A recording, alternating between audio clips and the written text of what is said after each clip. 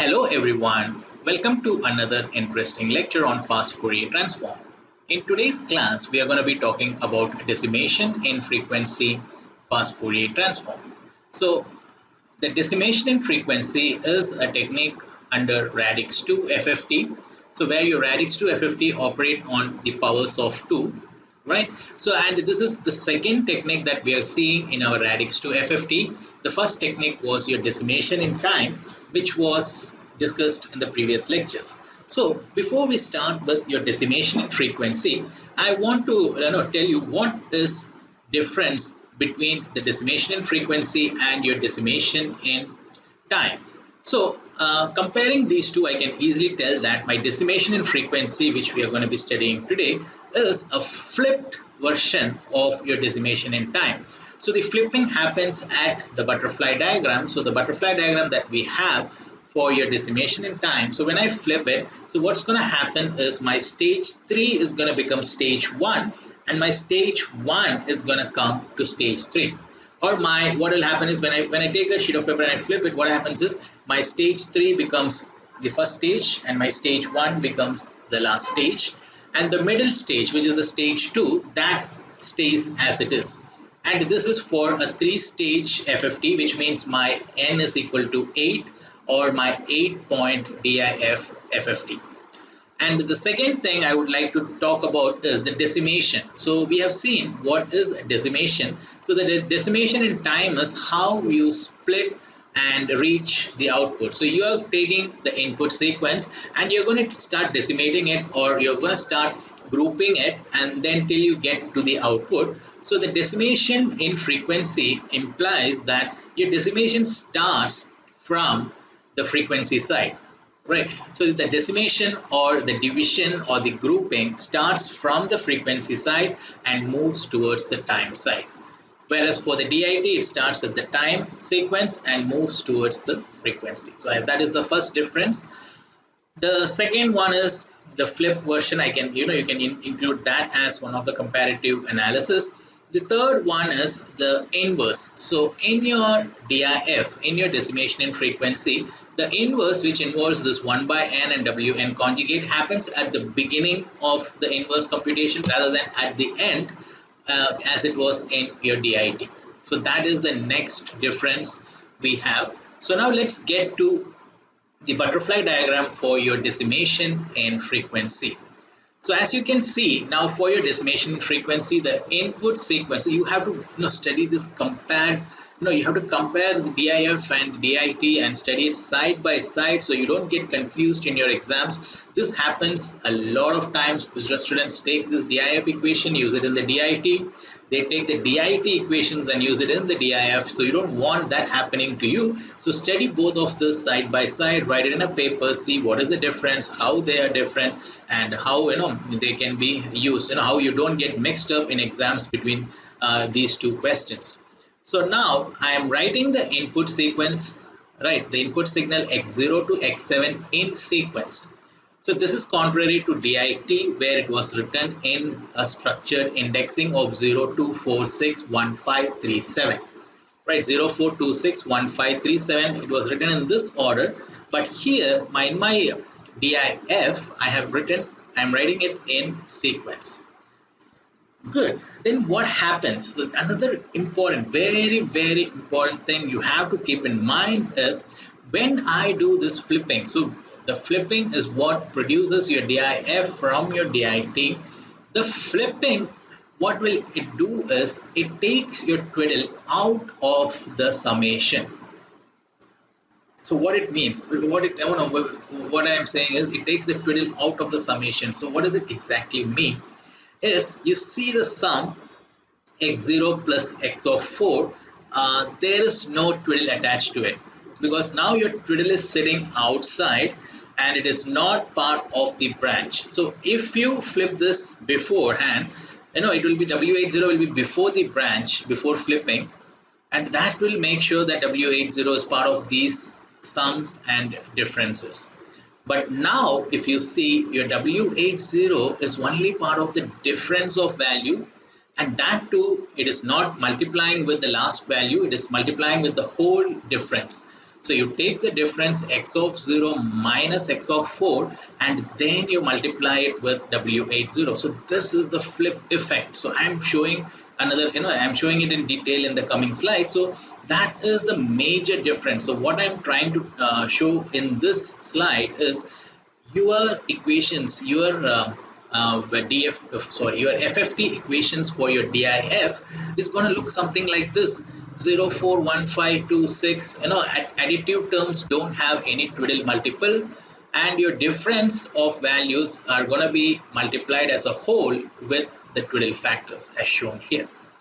And your stage 1 is having the twiddle multiples to be W80 to W83, and this was, I don't want to every time compare it, but if you just look at your DIT, this what's happening, the W80, W81, W82 and W83, these 4 twiddles were used at stage 3. They were used towards the output end of the FFT in your DIT. So here they are used at the beginning, that is because of the flipping effect. Good. So now this is your stage 1. Now I'm going to write my stage 2 equation. So the stage 2 is going to, the grouping is between every alternate sample. So I'm going to group my 0 with 2, my 1 with 3, 4 and 6, 5 and 7. So every alternate samples are going to be grouped. And when I do that, what I'm going to see is my twiddles are here going to be W80 and W82.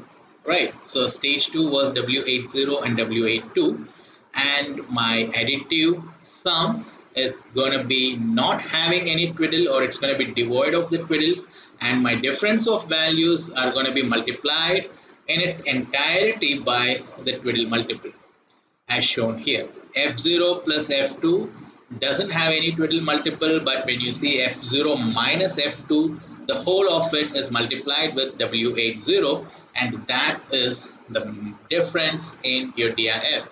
So see how your computations are getting different, right? So your multiplications are now slightly different in your DIF when compared to your DIT. So the stage 2 is pretty much constant in both. The twiddles are W80 and W82, except that here only for difference of values you are using them. And that output is from G0 to G7, and now I'm going to go to my stage 3 where every successive samples are getting grouped. So my stage 3 in DIF, every successive samples are getting grouped, and that is my stage 3, and this was my stage 1 in my DIT.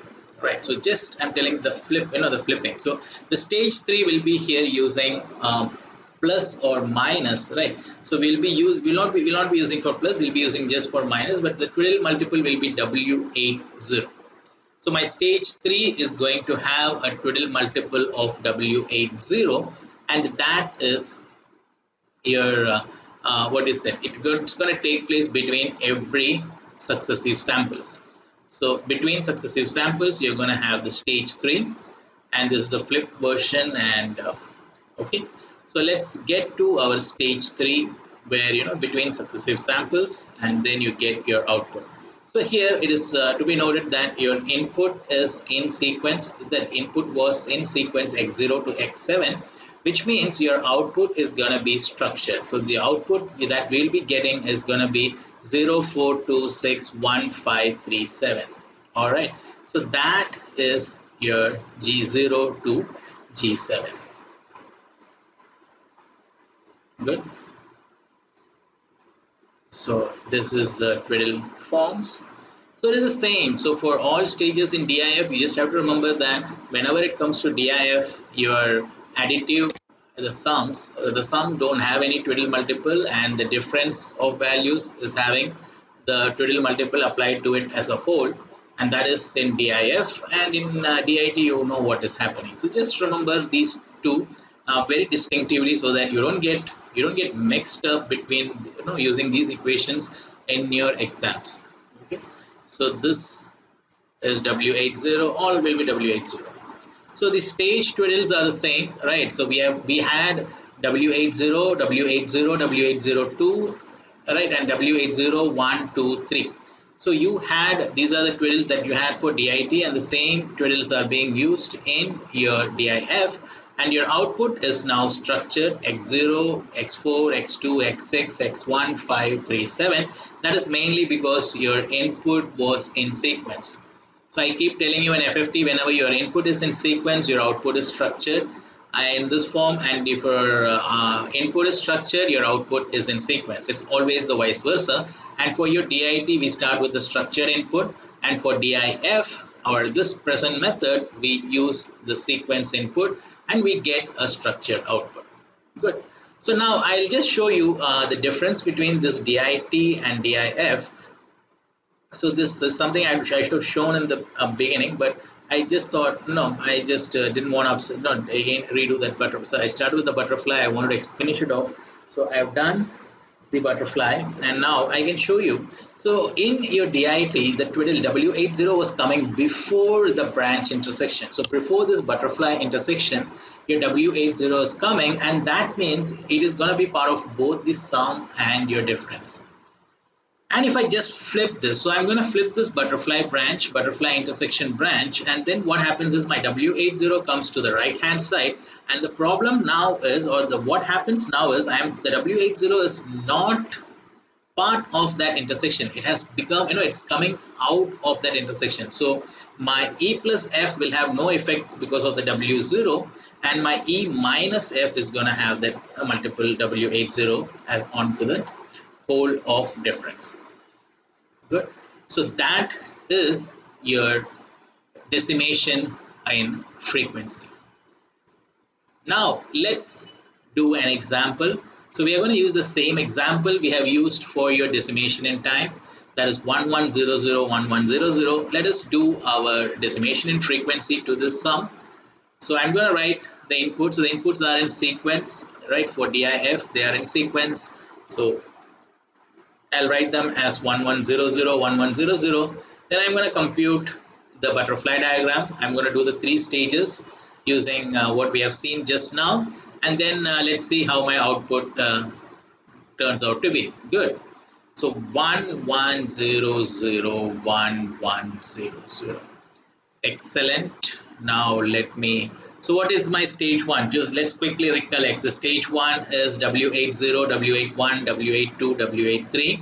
So my first sample, the first odd sample with my first even, or my first, right, 1 x of 0 with my x of 4, x of 1 with x of 5, x of 2 with x of 6, and x of 3 with x of 7. So this is the grouping. You just remember this grouping for your stage 1. And my twiddle factors are only applied to the difference of values as a whole. That is my 1 minus 1, the whole into W80, 1 minus 1 whole into W81, 0 minus 0, the whole into W82, and 0 minus 0, the whole into W83. And now this is turning out to be what? 2, 0, 2, 0. So I just get the first 2 values, right? 0, and the other terms are all going to be zeros. Yes, so 2, 2, 0, 0, 0, 0, 0, 6 zeros I have. And now that is my stage 1 of my DIF, or decimation in frequency. Now I'm going to go to my next stage, which is my stage 2. And there I'm going to pick every alternate samples, and my twiddles are going to be W80 and W82. Right? So let's do the stage 2 for this 2, 2, 0, 0, 0, 0, 0, 0. And then let's see what I end up getting. So my every successive samples, now I'll be taking every alternate samples, 2, 0, 2, 0. This is my first alternate for the first 4. Then for the next 4, taking the alternate samples, picking the alternate samples, I get this 2 plus 0, 2 minus 0, whole W80. 2 plus 0, 2 minus 0, whole W82. Right, so I have these two little factors of W80 and W82 for my stage 2. I am using those, and then I get the outputs to be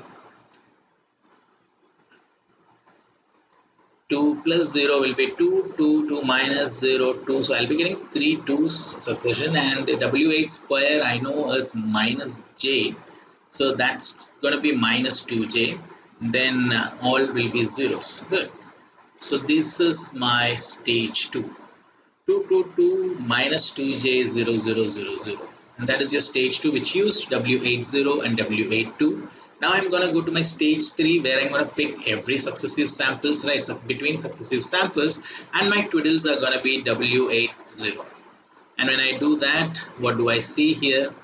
I get this, and then let's do this successive samples grouping, and then take the sum and the difference, and the whole of the difference is going to be multiplied with your twiddle, right? So I am pretty sure now you're getting the gist of it. So it's not very difficult, it's only confusing for first timers, because if you're seeing this for the first time and you're doing this for the first time, it's obviously going to be confusing. I have seen this for a few many times now, by teaching you guys multiple semesters. So it's like, it's very clear to me, and it stands out, very distinctively, the DIF and DIT. But maybe not so the case for a first timer like you guys, because this is the first time you're seeing these FFTs.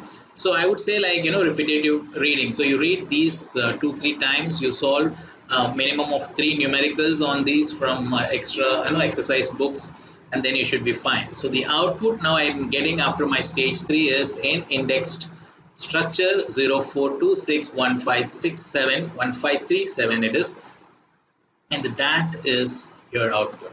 And now I can write my final FFT in this manner, and that is going to be 4x of 0, 402 minus 2j 000, and then 3, that is 3. Yes, I'm doing the correction now.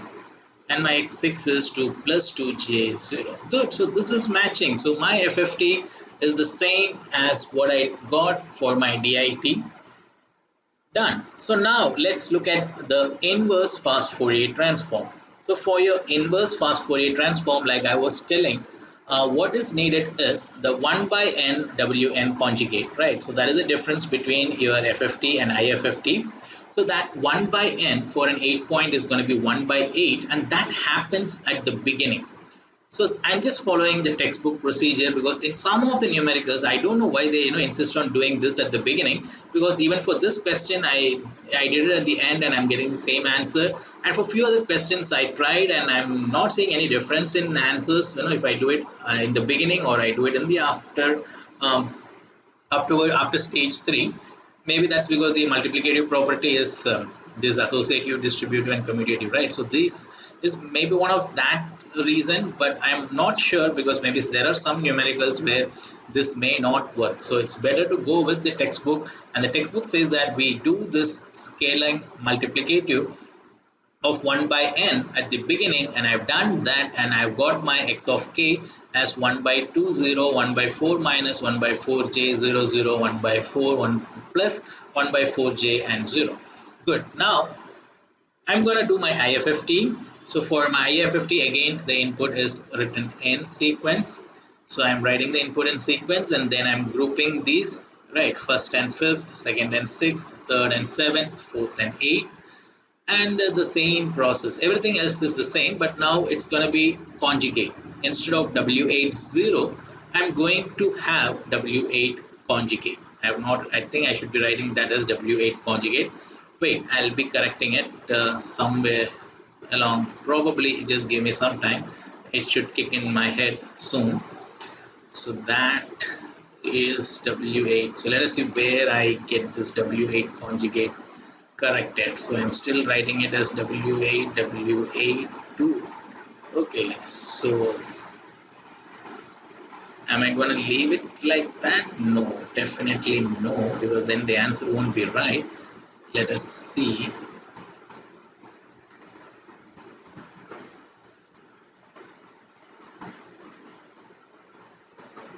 Okay.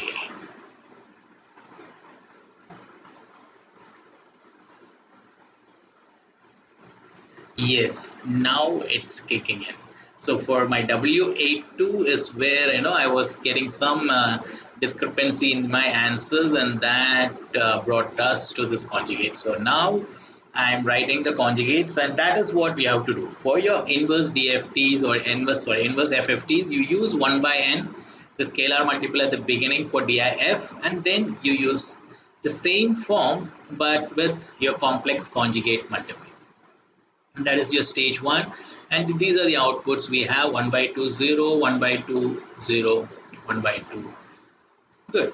And now I'm going to do the stage 2 with W8 conjugate 0 and W8 conjugate 2, and I'm grouping between every alternate samples. So these are the groups, and then I write this to be 1 minus, and okay, again I'm missing on the conjugate. So this is, see, even for me, I am yes, good. So there are some places where I am no, I'm like, because I'm doing this DIF and immediately I'm doing this IDIF, right, inverse Fourier. So that is why this confusion. But even in your exams, you be very careful on to use this conjugates for inverse.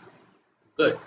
And that is your stage 2, and the outputs are going to be 1 0 0 0, and my stage 3 is going to have a twiddle factor of W8 conjugate 0, and I'm going to pick every successive sample, and that should take me to the output of 1 1 0 0 1 1 0 0. So that is what I'm planning to get, because right, so that was my input. I found the Fourier transform for it, and then that Fourier transform, I have taken the inverse Fourier transform, which means I should get back that 1 1 0 0 1 1 0 0. Let us see what's happening here. And for my stage 3, I'm picking every successive samples, and between successive samples I'm going to do this W8 conjugate 0 for the difference of values, 1 minus 0 W8 conjugate 0, and this is going to be equal to this.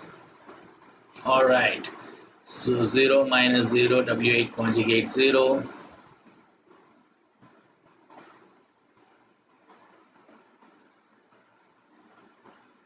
I'm getting 1 1 0 0 1 0 0. Okay, so I think that one is 1. It is not 0. I need 2 1. X of 5 is 1, right? 1 minus 0 W8 conjugate 0 is. Okay, so now let's look into our 4-point DIF FFT and IFFT. So this is a simpler example compared to your 8-point DIF. So it should not be very difficult to follow. So the DIF for 4-point is going to use the same twiddle factors of W40 and W41 as previously. And for your inverse, it's going to use the complex conjugate. And before we do that, we are going to have to do the scalar multiple of 1 by n or 1 by 4. The steps are the same that we had explained for your 8-point DIF. So this is your stage 1, where you have the twiddle multiples of W40 and W41. And for your stage 2, you will be having W40, just W40 for stage 2, and your grouping is going to be between successive samples, right? So that is your DIF FFT. And for your inverse, what are the 2 extra steps we need? We need to use the scalar multiple of 1 by 4, which has to be multiplied with the sequence at the beginning, and then you have the twiddle of conjugates. So which means your W4 conjugate 0, W4 conjugate 1 will be used instead of just W40 and W41. All right, so that is this. So let me just write these for you so that it will be clear, and then we'll go to doing a numerical example that will show how we can do these kind of sums when asked in your exam.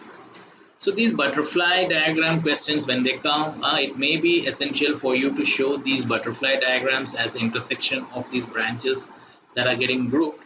And I find, if you personally speaking, I find it easy to do these computations without the butterfly intersections, because they are confusing as hell for me. So I never, draw those intersections until and after I complete the problem. And then I just draw it to show the shape of this Radix 2 butterfly, so that I don't lose any marks in the exam, because the question is asking us to show the computation using the butterfly diagram. Alright, so then for your inverse, I have the complex conjugate, and then I multiply that with a scalar multiple of 1 by 4. That is the steps for your inverse fast Fourier transform using DIF for 4-point sequence. Let's get to the sum or the numerical, which is typically you see in question in exams. 4-point DIF for 1010. So I'm going to write this in sequence x0, x1, x2 and x3. So that's going to come to be 1010, and this is going to be 1 plus 1, 1 minus 1, W4 0, 0 and 0. So this is 0 plus 0 and 0 minus 0, W4 1. Good, that is your stage 1, and you can see here your input is arranged in sequence, which means your output is going to be in structured indexing. So that's going to be 0, 2, 1, 3, right? So that is going to be the output indexing. So let's do the stage 2 for this 2, 0, 0, which means I'm grouping between successive samples, and these successive samples are grouped, and I'm going to get the values 2 plus 0, 2 minus 0, W4 0, and then the last two samples are 0 plus 0, 0 minus 0, W4 0. So the output is 2, 2, 0, 0. X0, X2, X1 and X3. DIF, FFT. 2020.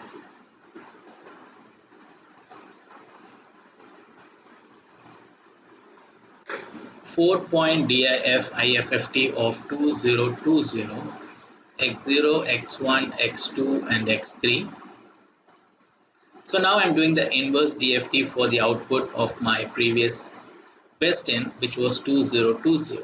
So when I do this, the first step is I'm taking the scalar multiple of 1 by 4, and after I do that, and I can go to my stages 1 and 2.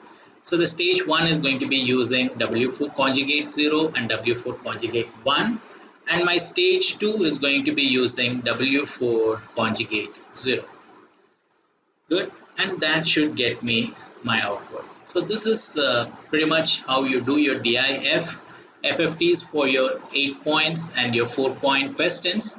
And don't forget to intersect these grouped lines to complete the butterfly diagram, because you may lose marks if you don't complete these intersections, right? So it's like you have not done it using the butterfly method. Okay, so that is just a small tip for, but in an MCQ type papers, you don't have this problem, because you just have to do the computation on a rough sheet and write the output, and find the output and mark the appropriate choice. So that should not be a problem for you. But on a pen and paper test, on a written test, make sure to do the butterfly intersections. And I only do it where essential, because like I said, it confuses the readers and also the learners. So we don't want that. So now let's talk about the computational complexity. It's going to come the same as my DIF, right? So as you can see, there are 4 additions or multiplications. So sorry, 4 additions and subtractions, and then 2 multiplications at each stages. So totally I'm having my 8 additions or subtractions and my 4 multiplications, and this is for my 2 stage, right? Stage 1 and stage 2. So now in terms of my generalized formula, I can write for my DIF FFT, the computation is going to come to be n log 2n additions and subtractions, and n by 2 log 2n multiplications. So if I convert these numbers into a generalized form, which can be applied for any point FFTs. Okay, this is just for a 4-point FFT. Good. So now for my inverse FFT, what I can tell, but mostly we just say that it is the same as FFT. But we know that there is this 1 by n, there is an extra multiplicative factor of 1 by n or 1 by 4, which was applied to all the values, which means 1 by 4 was multiplied to all the values, which means there were like 4 extra multiplications for my inverse FFT, right? So that should be added. So which means for my multiplications, I'm going to have n by 2 log 2n plus n, right? So plus n. So this is something many people are, many books I have not kept, and for even for MCQs and exams, mostly they stick to this FFT. So they give for a 16-point FFT, how many multiplications and additions you require. So you just have to do this 16 log 2n. And then if they ask for multiplications, you do this 16 by 2 log 216. Right, but it just for informative purpose, I can just say that it's gonna be n by 2 log 2n plus n. That is for your inverse Fourier transform. Alright, so that is all about FFT. So we have completed FFT, we have seen DIT, DIF, Radix 2, and divide and conquer method also as part of FFT. So please go through all this and hope the lectures were helpful for you. Thank you. See you soon.